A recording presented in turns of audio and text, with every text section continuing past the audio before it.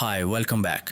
In today's video, I'll take you through the step-by-step journey of drawing this life-size hyper-realistic elderly portrait from my Ethnic Bloom series. In this series, I'll be drawing different elderly individuals, each accompanied by a distinctive flower that symbolizes their cultural identity. I absolutely love drawing elderly faces because every wrinkle carries a lifetime of stories, emotions, and heritage. So without further ado, let's get started.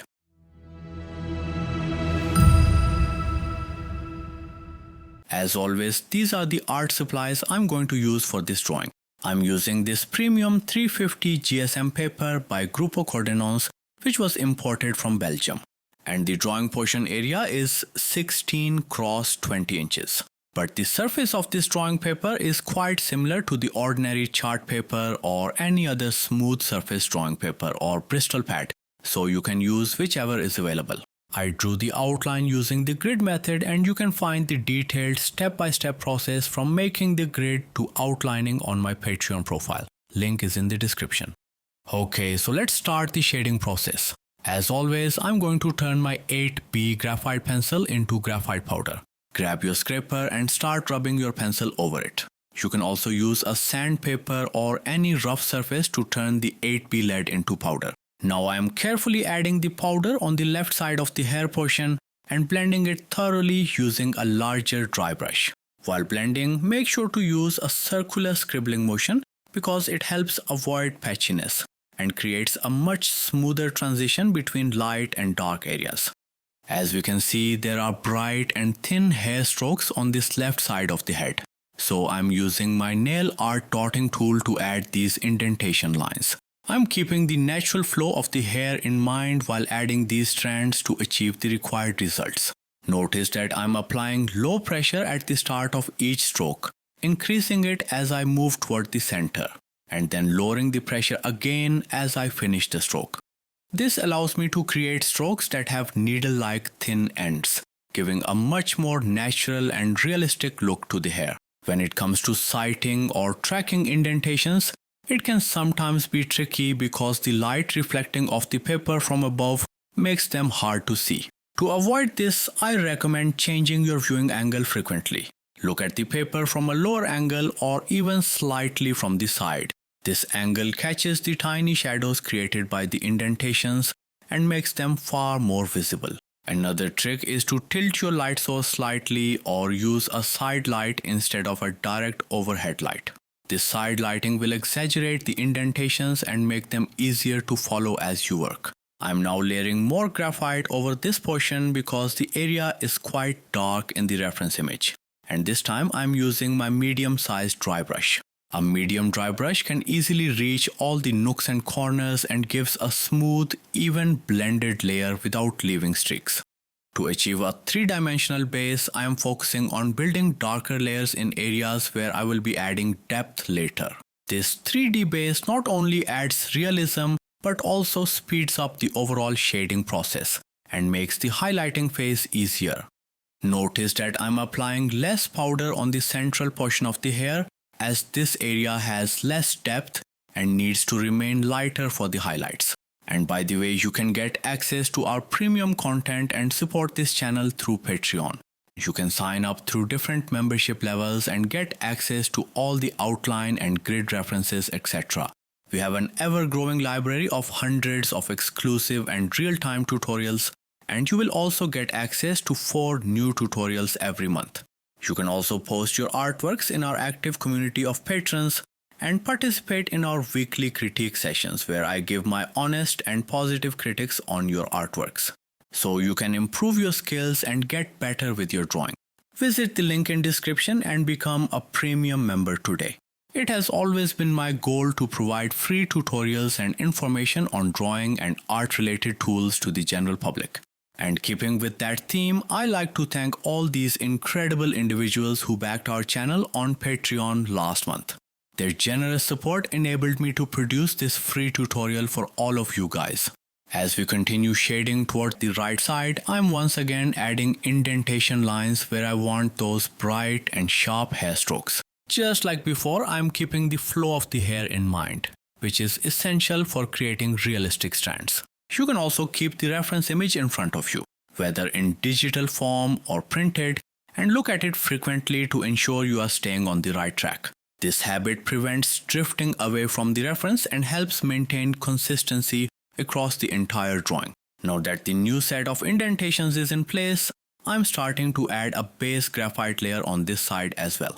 Since this part is somewhat repetitive, here are a few useful reminders to keep in mind while working. Keep layering the graphite gradually until you achieve the required darkness. Always use light, circular blending motions to maintain a smooth and seamless 3D base.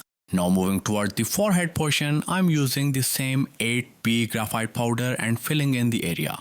The sides of the face typically fall into shadow, so to recreate this effect, I am layering more graphite along the edges to achieve the required darkness. To create a smooth 3D base in this section, I start with a light application and blend softly. Then I gradually deepen the tones in the shadowed areas, blending carefully to soften the transitions between light and dark.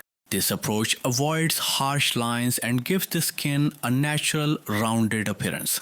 I'm also adding more graphite near the flower to enhance the shadowed effect and make sure the flower pops out against the darker areas. The left hair portion still looks a little dull to me, so I'm applying more graphite there to reach the desired depth.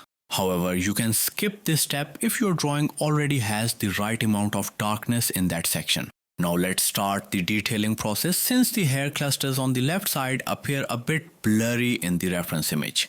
I'm using my perfection eraser to add the required softer strokes. By gently lifting graphite with the eraser, I can create soft, subtle hair strands that blend naturally into the shaded areas. I'm also paying close attention to the direction and flow of the hair while erasing because even the softest strokes need to follow the natural movement to maintain realism.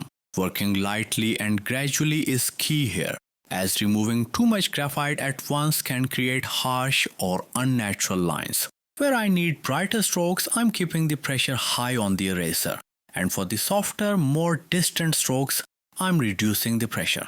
This variation helps achieve a natural depth where some strands appear to sit in the foreground, while others softly fade into the background. As I work, I'm also blending the areas between the hair strands using a folded tissue paper to keep the transition smooth. However, if your base already looks even and well blended, you can skip this step. For adding individual sharp strokes, I'm using the flat tip of my Mono Zero eraser. I gently add curved strokes and you can see how sharp and bright they turn out. Just the effect we want in this section. Now it's time to add even softer, blurrier strokes. To mimic this effect, I'm molding my kneaded eraser into a thin, rounded tip. Using this, I gently lift graphite in the direction of the hair strands I want to create. I place the eraser at the starting point of each stroke and slide it in the natural flow of the hair. The excessive graphite sticks to the eraser's tip, creating strokes that are brighter in the center and softer, blended around the edges because of the rounded eraser shape. It's important not to use too much pressure here, as the sticky texture of the kneaded eraser can easily stick to the paper and create unwanted patchiness. Once the softer highlights are in place, it's time to define the starting points or roots of these hair clusters. I'm going back to my perfection eraser to add curved strokes at the base of the hair strands. These strokes looked a little dull at first, so I'm enhancing them using the flat tip of my Mono Zero eraser. This brightened them up just enough to add realism without making them overly intense. I kept moderate pressure on the eraser to avoid making the strokes too bright or unnatural. Moving toward the center of the head, the hair strokes in this area appear much sharper and more focused. To achieve this look, I'm now fully switching to my Mono Zero eraser. I'm carefully placing the eraser where I want the hair strand to start, that is the root, and then gently flicking it upwards. I begin with low pressure and gradually increase it as I move upward. This creates a softer, subtle root with a brighter strand as it extends. Also notice that the hairline itself isn't perfectly straight. I'm deliberately adding a few strokes slightly above and below the main line to give it a more natural, organic appearance. Since some of the hair strokes in this area are softer, I'm switching back to my perfection eraser and using the same flicking technique while varying my pressure to achieve different tones and stroke intensities. Before moving any further, I'm creating the shadow beside the hair cluster to give it a sense of depth and lift. For this, I'm using my 8B pencil and shading the darker region on the forehead beneath the hair cluster. I'm keeping the angle of my pencil low, allowing the graphite to glide smoothly and blend softly.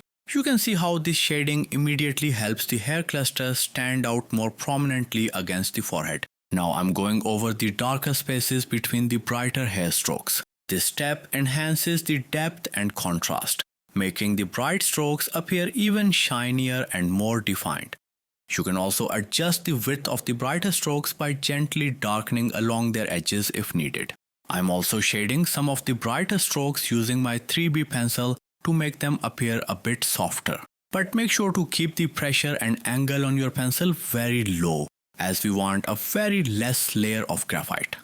I'm continuing to work back and forth with my mono zero eraser, adding highlights wherever necessary to fine-tune the appearance. Finally, before moving on to the next section, I'm adjusting a few strokes with my perfection eraser to ensure everything looks cohesive and realistic. Okay, so for the forehead, I am first blending it thoroughly using a tissue paper. I'm moving my hand in soft circular motions to achieve a butter smooth base layer. While blending, some of the previous hair strokes along the hairline faded away slightly, so I'm adjusting them using my eraser and pencil just like I added them before.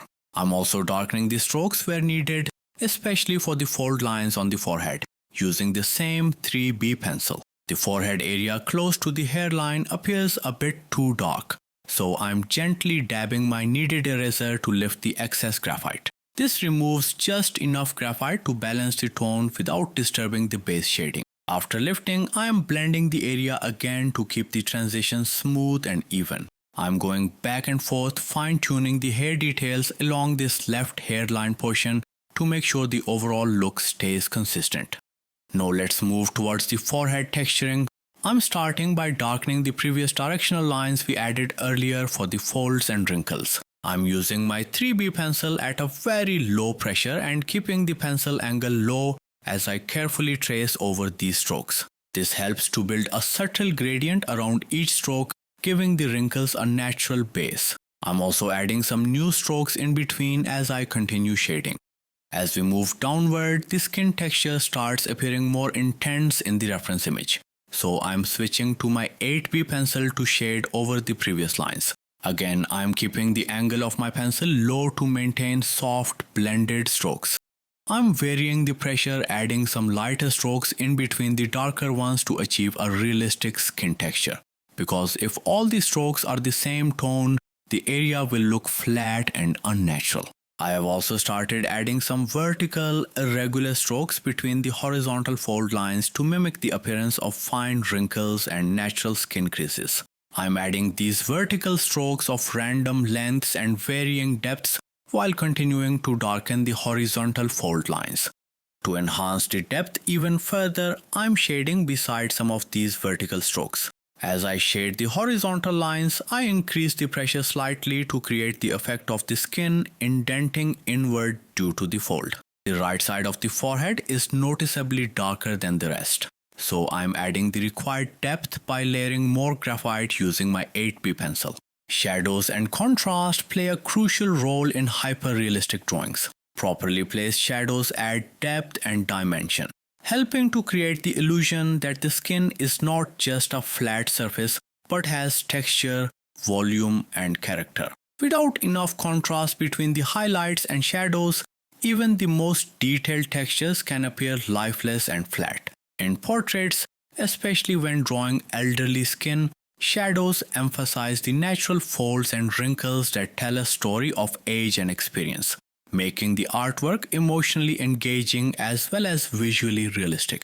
Now it's time to blend these textural lines.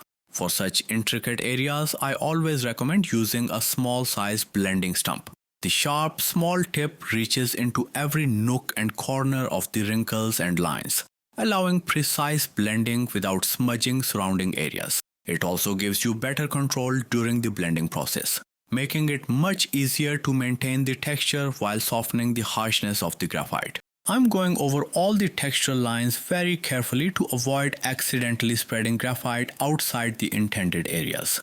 If any section looks dull or lacks dimension, you can add a bit more shading during the blending process to maintain a consistent 3D base. Now let's begin the highlighting process. Since the area near the hairline appears a bit blurry in the reference, I'm using my perfection eraser to gently lift graphite between the darker strokes. I'm adding small, irregular vertical strokes while keeping the pressure very low to avoid creating overly bright lines. As we move further down the forehead, the texture becomes more defined and brighter.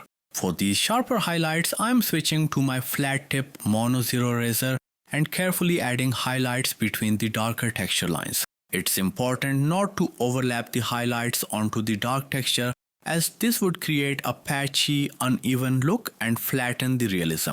I'm also adding small, wavy and irregular vertical strokes between the darker lines. I keep their length and shape random because natural skin never has perfectly uniform wrinkles or textures. To achieve realistic elderly forehead skin, remember that variety is key. Real wrinkles have depth and unpredictability. They aren't just horizontal lines, they interact, sometimes crossing over or branching out, with deeper folds surrounded by softer, finer lines. Vary your pencil pressure and stroke length and introduce some slight curves to prevent the wrinkles from looking too mechanical or artificial. Also, observe how light naturally catches on the edges of deeper folds while fading softly across the flatter skin areas. That's the effect we want to replicate. Finally, I'm using the perfection eraser to add softer highlights where needed, and switching back to my mono zero eraser to create the brightest, sharpest highlights and fine textures. This combination lets me control both the subtle and bold elements of the texture, ensuring the forehead has a natural, realistic appearance with the right balance of softness and contrast. Okay, so let's move on to the flower detailing now. But before we begin, please skip the first 3 petals, as I was experimenting with different layering techniques there and finalized the correct method by the 3rd petal. To achieve the smoothest and most realistic results, make sure to follow the exact layering technique and order that I will demonstrate in the 4th petal. This method will give us the desired softness, depth and natural gradients without overworking the colors or damaging the paper surface. Okay, moving on to the 4th petal. Before I start, I'm carefully erasing any graphite from this petal. It's a small but very important step. Any leftover graphite can shine through the future color layers and affect the final result. So it's essential to remove it before we move any further. Once the area is completely clean, it's time to lay down the base layer. I'm picking up my red color and slowly coloring in the petal with back and forth strokes. Right now I'm using Faber-Castell Polychromos 219, but don't worry if you don't have the exact same pencil. You can easily use the Faber-Castell Classic Color Set or any other set you have available. As I shade, I'm thinking ahead to where the shadows and textures will appear. For all the areas that have shadows and texture, I'm adding a layer of maroon 225 underneath the red. I'm carefully shading the petal using blended, smooth strokes and flicking my pencil at the ends of the darker strokes. Flicking ensures the strokes taper to thin ends. This is important because blunt ends won't blend well with the future layers and can make the petal look untidy. I'm also shading some areas with slightly less pressure to create a shadowed effect later on. With the darker shades and strokes in place, it's time to bring it all together. I'm layering the red shade over the entire petal, pressing firmly in the darker areas to fill them thoroughly. As I move toward the highlight zones, I'm gently reducing the pressure. This careful control helps me achieve the results I want in fewer layers, saving time and keeping the paper fresh. Once the entire section is filled, it's time to blend. This is always a satisfying moment. I'm grabbing my blender pencil and gliding it across the petal in small circular motions, sometimes switching to back and forth strokes where needed. Because the color layer is already quite intense, I clean the tip of my blender pencil every now and then to avoid any excess color buildup. This simple habit keeps the blending smooth and prevents muddying the colors. Now for the highlights, I reach for my perfection eraser and begin carefully lifting color from the lighter areas. These little bright spots will soon bring the petal to life. When the highlights are in place, I'm going back to my maroon shade and going over the previous strokes. This adds just a gentle tint, giving the petal richness and depth. But the real secret comes next. To create the illusion of depth, I'm applying B graphite powder. Using a medium-sized dry brush, I'm shading the darker portions with precision. The way the graphite powder melts into the smooth color base, it creates a buttery, almost velvet-like finish that's just beautiful. Before moving on to the next petals, I focus on the center portion of the flower. I start by filling it with black 199, moving my hand in small circles. For the surrounding areas, I bring in the maroon again. The upper portion gets the same small circular strokes to maintain a blended, smooth base. As I work my way to the lower section, I'm switching to blended strokes, flicking my pencil downward. I'm also keeping the pressure variable to create a three-dimensional base. But before any of this layering, I always take a moment to clean the graphite from the flower portion I'm about to work on. Skipping this can cause the graphite to peek through later color layers, and it's always better to prevent that from the start. Once cleaned, I fill the rest of the center with the same maroon shade. Finally, to add depth, I'm layering B graphite powder. I begin by rubbing the B pencil over sandpaper to create the powder, then dipping my brush carefully and extending the darker textures we added earlier on the petals towards the center of the flower. This brings unity and depth to the overall texture. Now to achieve the folded look of the petals from the bottom portion, I'm lifting up the color from all these raised portions using my Mono 0 eraser. I'm placing my eraser on the bottom portion and flicking it upwards to achieve a gradient. Since we are going to be layering red color over these areas, and if the base is not bright enough, the red will not pop the way we want. So I'm going over all these areas using my electric eraser to achieve a clean base. I'm being careful while working on these intricate areas and taking my time to avoid any mistakes. Now that I have created the light base, it is time to fill them thoroughly. I'm using my red color and keeping the pressure high to achieve a dense shade. And look how bright it is coming out, just the way we want. Now to add some depth, I'm using a maroon shade and mainly going on the sides of these raised portions. And look how the petals have started to look 3D and realistic. Okay, so now moving towards the flower disc detailing part, and as we need them to be bright yellow, I'm creating a bright base using my Mono 0 eraser. I'm adding these dots of random shapes and sizes to mimic the shape of the pollen pods. The dots aren't turning out as bright as we want here. So I'm now shifting towards my electric eraser and continuing to create these dots all along the center portion of the flower. Now as I'm moving towards the middle portion, I'm reducing the size of these dots and adding them accordingly.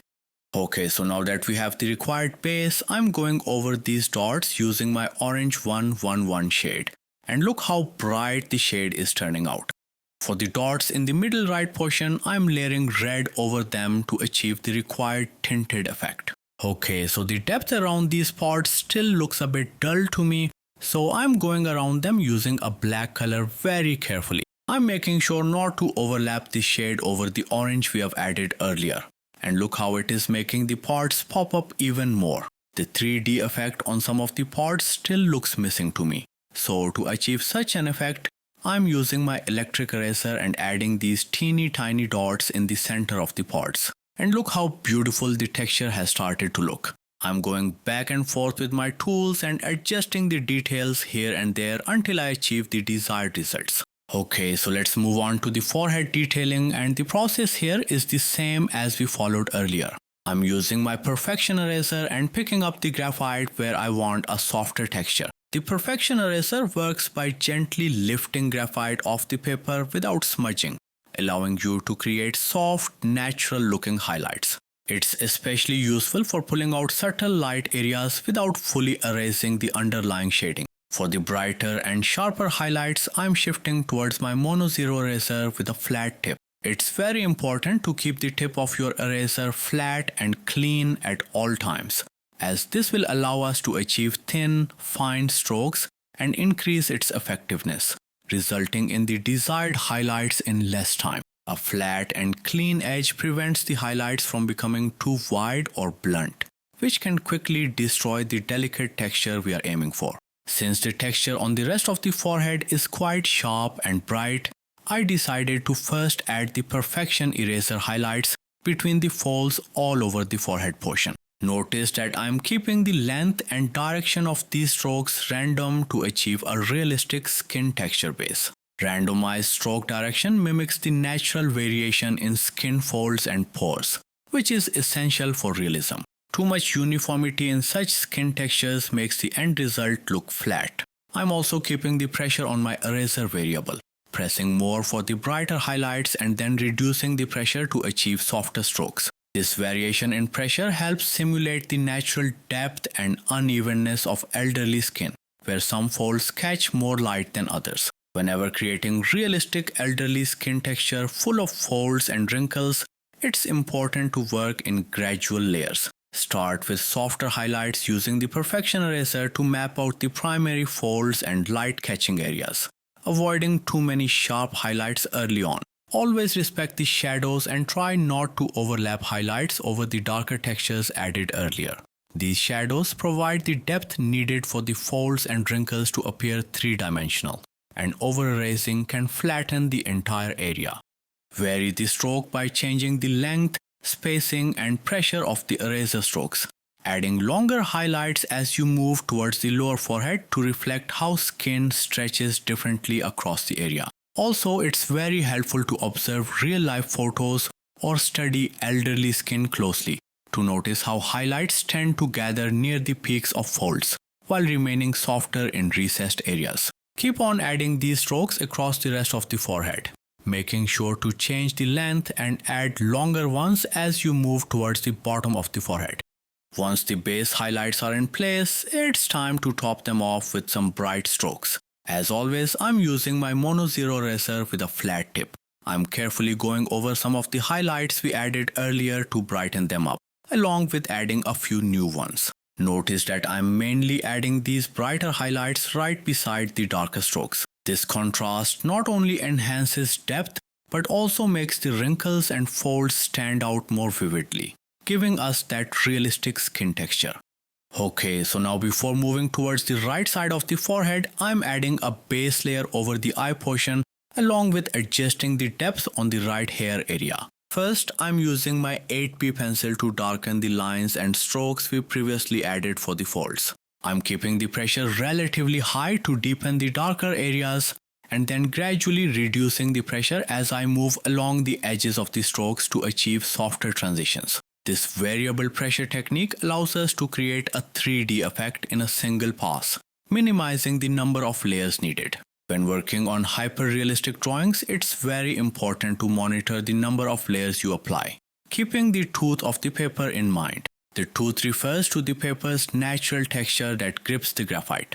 Too many layers can flatten or fill in this texture, which means future layers won't adhere properly. If the tooth is compromised, additional graphite may slide over previous layers instead of blending smoothly, or it can create patchy, uneven areas. By controlling pressure and minimizing unnecessary layering, you preserve the tooth and maintain flexibility for later detailing.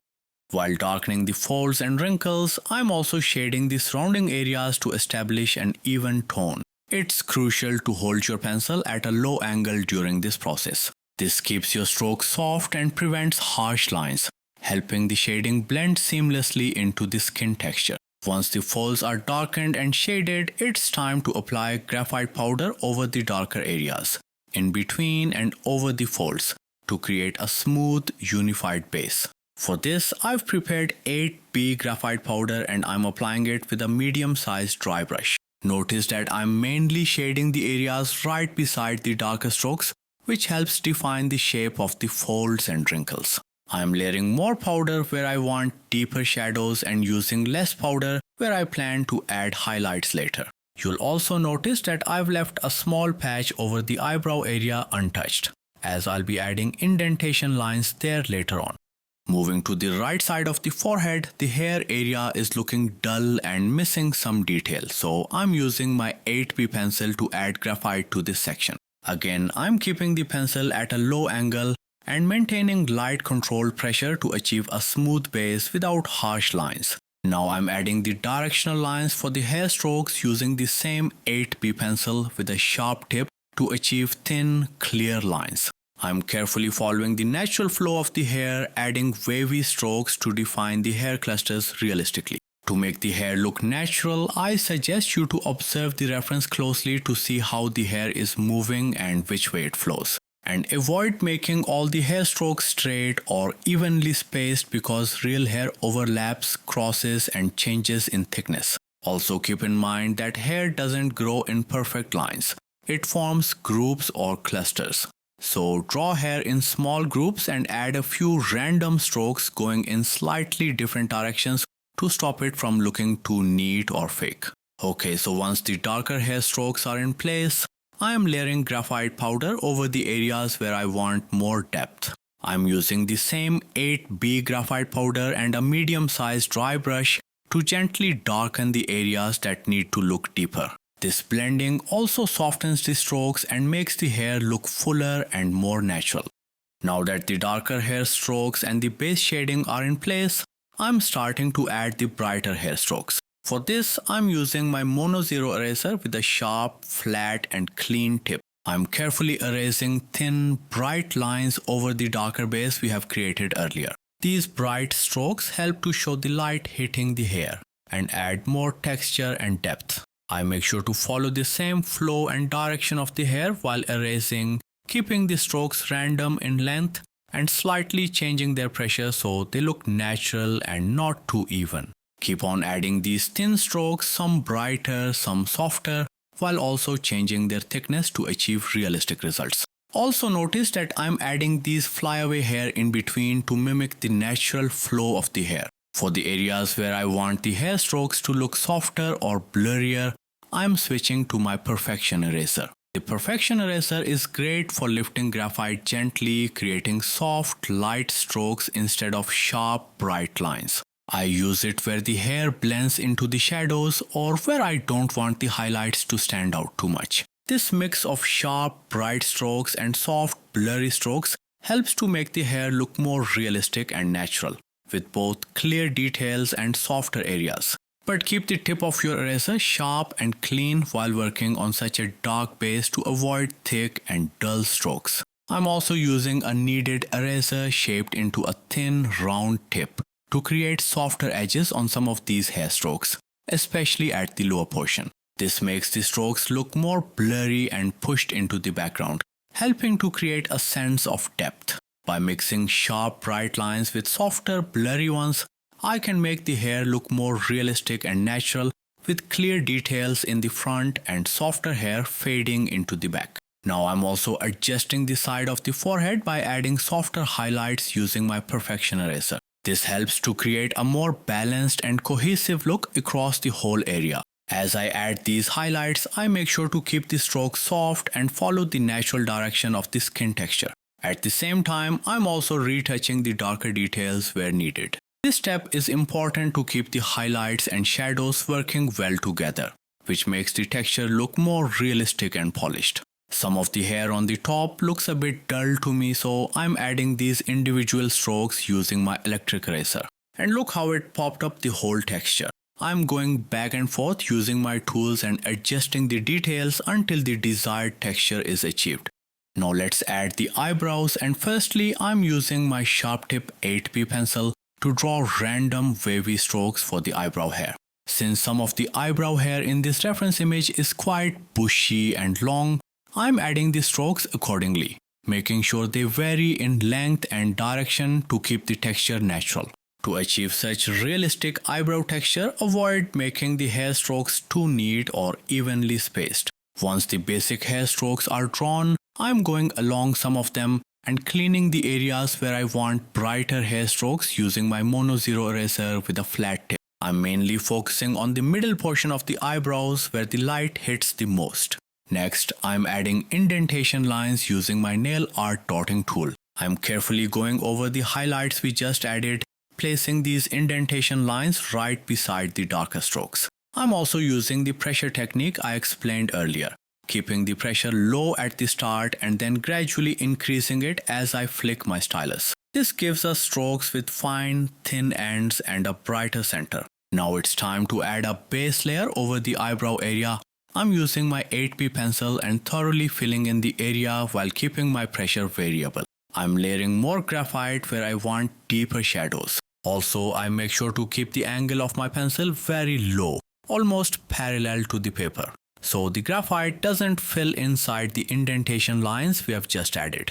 Once the base layer is in place, I start blending it using a medium-sized dry brush. I use small circular motions to achieve a smooth base. I'm also blending the eye portion using the same brush to keep everything looking soft and natural. Now it's time to add the darker hair strokes for the rest of the eyebrows. I'm using my sharp tip 8B pencil again. When drawing eyebrow hair, it's important to remember that the strokes are mostly vertical and slightly curved in the inner corner of the eye. As we move towards the outer corner, the length and direction of the hairs change. They become longer and start slanting towards the side. To achieve realistic results, vary the stroke lengths and directions slightly, avoid making them too uniform, and follow the natural curve and growth pattern of the hair. Also, change the pressure as you draw, pressing slightly harder at the roots and lightening towards the tips to create natural tapered ends. Keep on adding these slant strokes and fill the rest of the eyebrow portion. I'm also shading the surrounding portions using the same 8B pencil to achieve the required darkness. Notice that I'm changing the angle and pressure on my pencil depending upon the area I'm working on. Okay, so let's move on to highlighting the eyebrow hair. First of all, I'm cleaning the tip of my eraser by rubbing it vertically on a piece of masking tape to keep a sharp, flat edge. Now I'm using the sharp corner of my flat tip mono 0 eraser to clean out the indentation lines we added earlier. I'm also adding some new bright strokes between the darker hair strokes. These tiny bright lines immediately make the hair look shiny and realistic. Remember to keep cleaning the tip of your eraser every now and then to maintain its sharpness and increase its effectiveness. Now it's time to add the skin texture right above the eyebrow hair. I'm using the same mono 0 eraser and carefully adding slanting, thin strokes between the darker textural lines in that area. This adds more detail and realism to the skin. To create a smooth transition between the previous forehead texture and the new eyebrow area, I'm using my perfection eraser. I'm gently lifting the graphite on this barrier area to soften the edges. I'm also using the perfection eraser to add some soft highlights in these areas. Finally, some of the strokes on the eyebrows are looking a bit too bright, so I'm lightly going over and around them using my 8B pencil to reduce the brightness and blend them in naturally. Okay, so let's move on to the eye. The under eye portion is looking a bit patchy to me, so I'm first going over it using my blending stump. This will give us a smooth base which is perfect for future highlighting and adding texture. Now I'm completely filling the iris using my 8B pencil to achieve a deep black shade. Using the same pencil, I'm also darkening the inner corner of the eye and the folds on the upper eyelid to create the depth we need. Make sure to keep the pressure and the angle of your pencil low while doing this to avoid making any harsh lines or strokes. Now let's add the eyelashes texture. For this, I'm placing my pencil down to make a small dot and then gently extending it into a small stroke. Notice that I'm not creating sharp, thin strokes here. Instead, I'm keeping them slightly blurry and thicker to match the natural look of the eyelashes in this reference. I'm also darkening the under eye area to increase the depth and make the features stand out. Now grab your small blending stump and keep blending the small portions carefully. You can always go back and forth between your pencil and blending stump to achieve a smooth and realistic 3D base. Okay, so let's move on to the next layer, the highlighting. As always, I'm starting with my perfection eraser to add the base highlights. I'm first going over the upper eyelid because it's slightly raised and catches more light, making it appear brighter. I also began adding highlights to the tear duct area, but the brightness wasn't coming out as strong as I wanted. So I'm switching to my mono zero eraser and adding two small bright dots here. I'm also brightening up the upper eyelid highlight with the mono zero to really make it pop. Now moving to the lower eyelid, I used the perfection eraser between the eyelash strokes to lay down base highlights. Once they are in place, I'm topping them off with sharper highlights using the mono zero. Moving on to the iris, I'm adding a reflection in the upper left corner. It's really important to add this light reflection to the iris. It not only brings life and realism to the eye, but also helps capture the emotion and mood of the portrait. To increase the dimension, I'm layering even brighter highlights over the previous ones using my electric eraser. Now it's time for the eyelashes. As we know, elderly people usually have shorter lashes, so I'm adding small curved strokes carefully and sparingly. Before moving on, I'm making minor adjustments to the highlights to ensure everything looks balanced. Okay, so moving on to the flower, and the process is the same as we followed earlier for the top petal. First, I'm cleaning off any graphite residue from the areas I plan to work on. I'm then applying a layer of red color using normal pressure and layering more where I want a denser base, and adding less layers where I plan to place highlights later. Avoid using too much pressure during this stage, as it can cause the future layers to slide and create a patchy appearance. Once the red base is in place, I'm blending it gently using a blender pencil.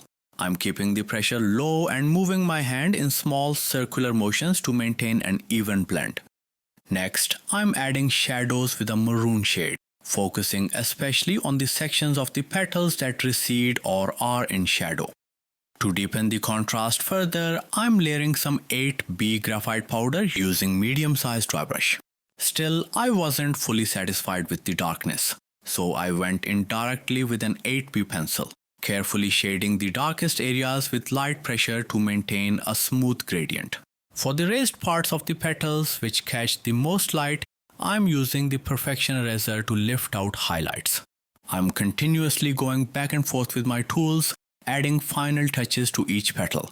I'm following a similar layering and shading process for the remaining petals. As you shade petals, remember that the edges often have softer transitions, while the bases or overlaps can carry deeper shadows. Be patient with layering. Realistic depth builds up slowly. I'm also making slight adjustments to the previously shaded petals to maintain consistency and harmony across the whole flower. And remember, you don't have to follow these steps as I was experimenting previously here. Okay, so let's move on to the background detailing. As always, I'm starting by shading the area around the petals using my 8B pencil, keeping the pressure high only around the petal edges. This helps me define the outline without accidentally spilling graphite into the petal area. Once that's done, I'm converting my graphite into powder and applying it with a medium-sized dry brush to speed up the process.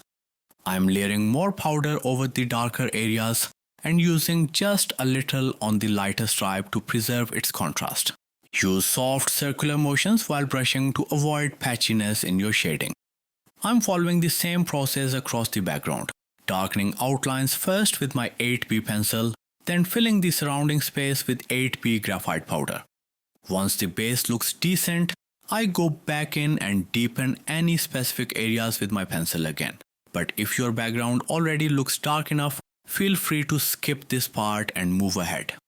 Now let's work on the stem detailing. First, I'm cleaning off any graphite spill using my erasers to ensure a clean surface. Next, I'm laying down a base layer using light green 168, applying even pressure to cover the entire stem thoroughly. I'm now blended this layer with a blender pencil using steady back and forth motions to create a smooth base. To add warmth and realism, I'm adding a yellow tint using a shade 108. This brings in dimension and helps the stem pop more naturally in the final composition. Since the center portion of the stem has a darker green tint, I'm adding it in with dark green shade 163 using very light pressure. Avoid heavy pressure here as it'll flatten the tooth of the paper and make layering harder later on. I'm lightly blending this layer before moving forward. Now for the contrast, I'm going in with my 8B pencil, gently shading along the shaded sides of the stem. I'm using small back and forth motions with light pressure to maintain softness and avoid harsh lines. To brighten things up, I'm converting the light green into powder, placing it directly over the stem and blending it with soft tissue paper using small circular motions. This method creates a smooth blend while enhancing brightness without dulling the color. Now that our 3D base is in place, I'm using a scribe along the left edge of the stem to add a soft, controlled highlight. Since the scribe's tip is rounded, it creates a highlight that's bright in the center and softer on the edges, ideal for a realistic gradient effect. I'm still not satisfied with the depth around the edges, so I'm enhancing them with a B pencil, especially in areas that need sharper definition. Lastly, I'm adding subtle highlights over the brighter stem areas using my Mono Zero eraser to enhance the realism even further. I'm also matching this small section by adding light green and finalizing the edge depth of the stem again using the B pencil, this time with slightly higher pressure to achieve the contrast I want. Alright, let's move on to the mouth area. Just like I did earlier for the upper portion of the face, I'm starting by darkening the strokes and lines we added during the outlining process using an 8B pencil. Darkening these details is important to ensure they don't fade during future layering and blending steps. Without visible grid lines, it can become difficult to locate their exact positions later, which can distort facial expressions. Once all the essential lines are darkened, I'm converting the lead of my 8B pencil into powder and using it to shade the area. With a medium-sized dry brush, I'm moving my hand in small circular motions to make sure the graphite settles smoothly into every nook and corner. I'm layering more powder where I want a darker base and reducing the amount in areas where highlights will be added later. I keep going back and forth, darkening key directional lines first using either a B or 8B pencil depending on the intensity required, and then building the overall base layer for the mouth and chin area accordingly. Now comes the blending. I'm using a clean tissue paper and gently going over the entire region, keeping the pressure low to achieve a smooth and even surface.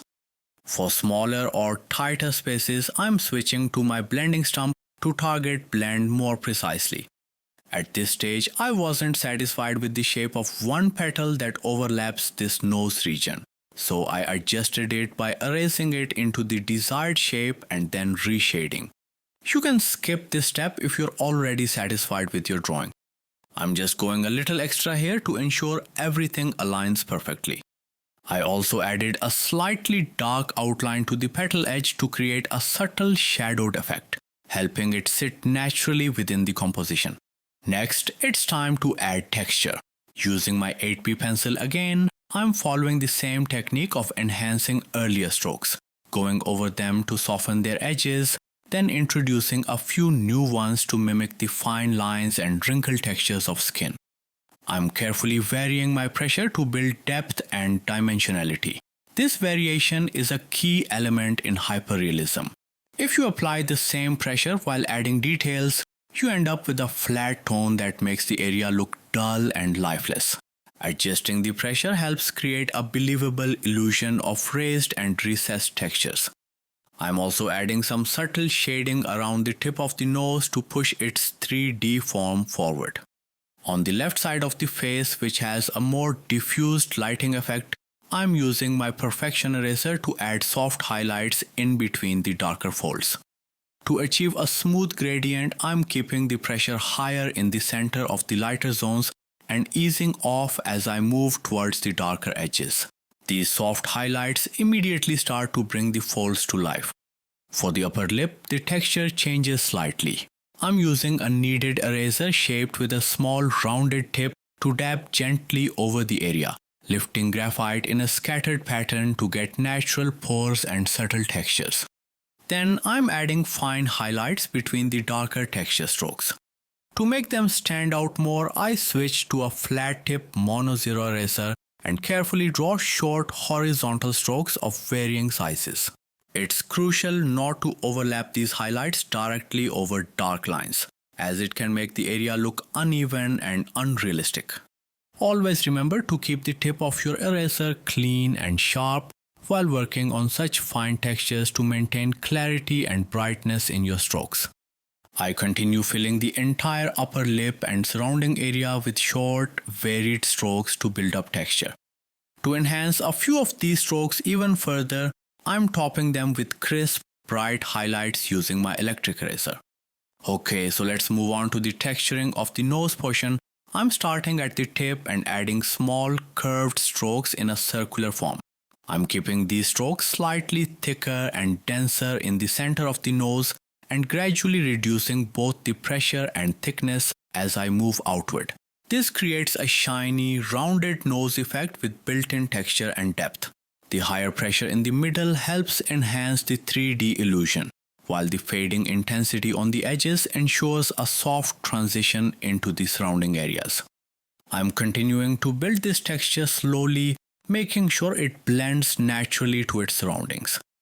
On the left side of the nose, I'm shortening these strokes and adding tiny, subtle marks to mimic the texture of pores. Some of the highlights in this area appear too wide, so I'm going in between them using my B pencil and adding darker strokes and shadows to define their shape more clearly. This helps narrow down the highlights and makes them look sharper and more defined. To further enhance the realism, I create a gradient of highlights using my perfection eraser, aiming for a soft transition between light and shadow.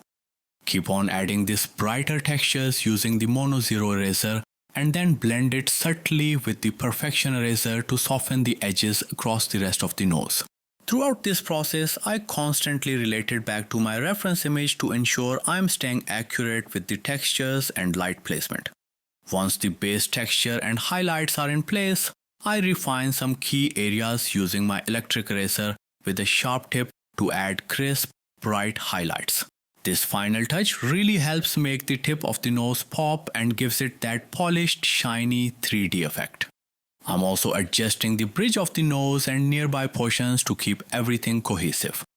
Now moving on to the right side of the face, I'm following a similar method, starting by darkening the folds using my 8B pencil while keeping the pencil angle low for softer edges.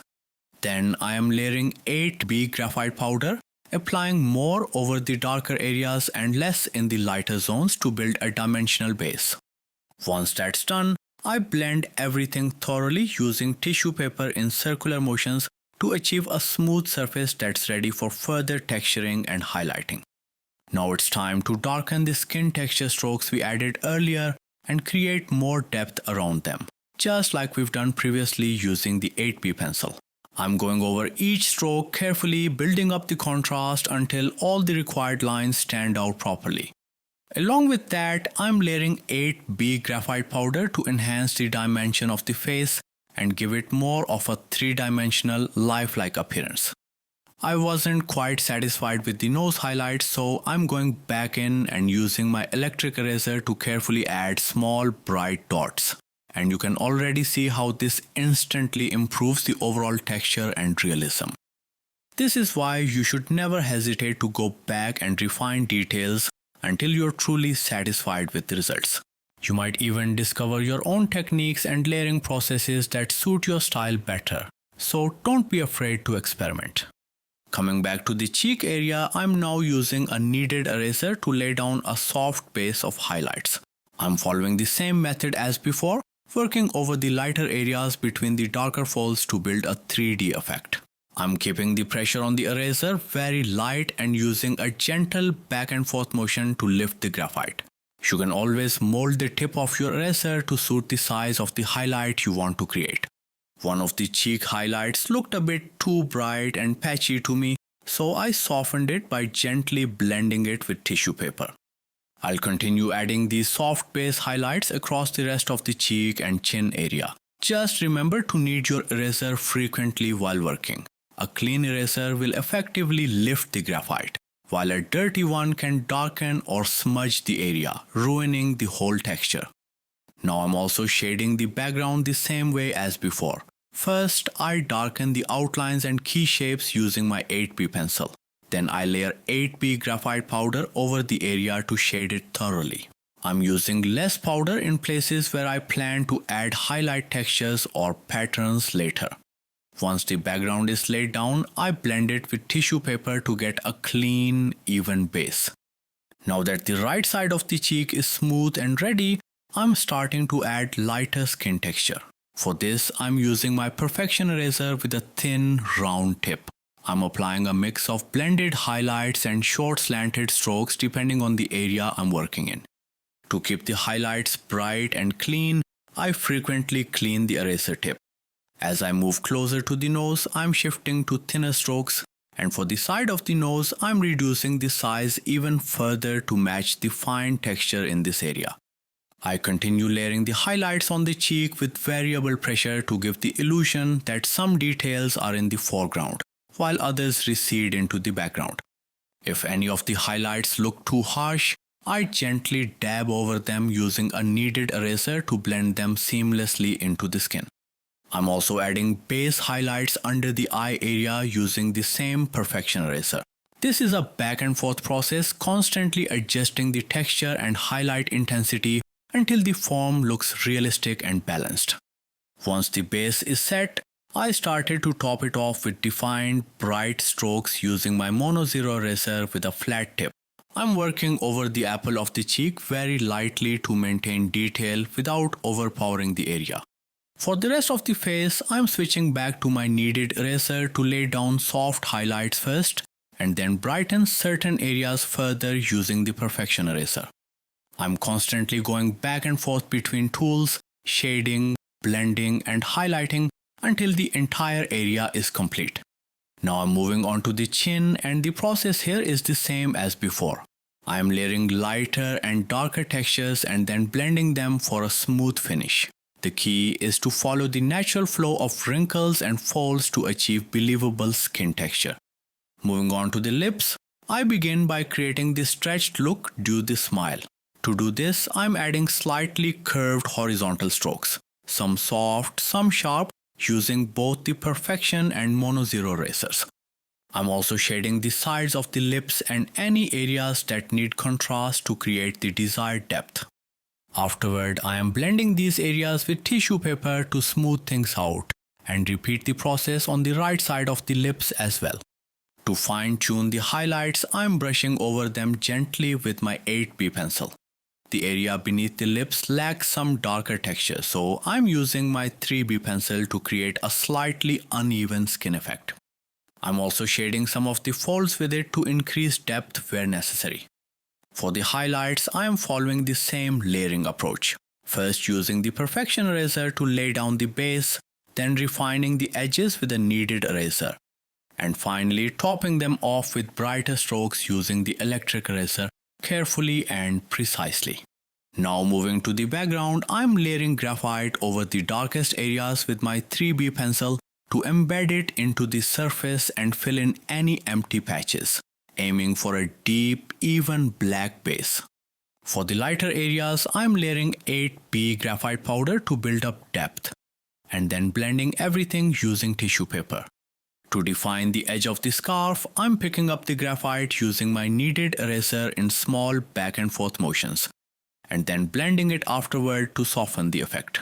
For the background area near the flower, I'm using my Perfection eraser to add subtle, soft-edged highlight dots, being extra cautious not to disturb the petal edges. For the remaining sections, I'm adding circles with my kneaded eraser, and then fine-tuning the edges using the Perfection eraser. I'm also adding brightness to the edge of the scarf. On the lower left area, I'm creating a subtle bokeh effect using the same Perfection eraser, applying high pressure in the center of each circle and gradually reducing it outward to create a soft, blurred look. I follow the same approach to highlight and shade the rest of the scarf area. For the printed pattern on the scarf, I'm using the Perfection eraser with a clean, sharp tip to go over the darker floral motifs we created earlier. I'm also adjusting the depth wherever needed to achieve a realistic fabric texture. Some of the highlights on the flower still look a bit dull to me, so I'm lightly going over them with the electric eraser to boost brightness. I continue going back and forth, adjusting details where needed to bring the drawing together.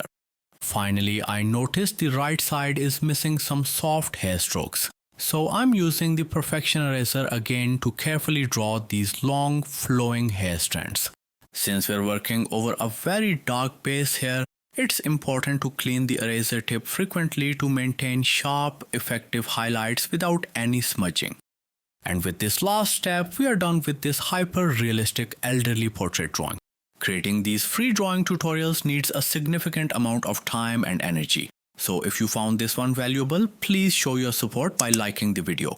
Your support keeps me inspired to bring you more creative content. So thank you so much for watching, and I'll see you in the next one.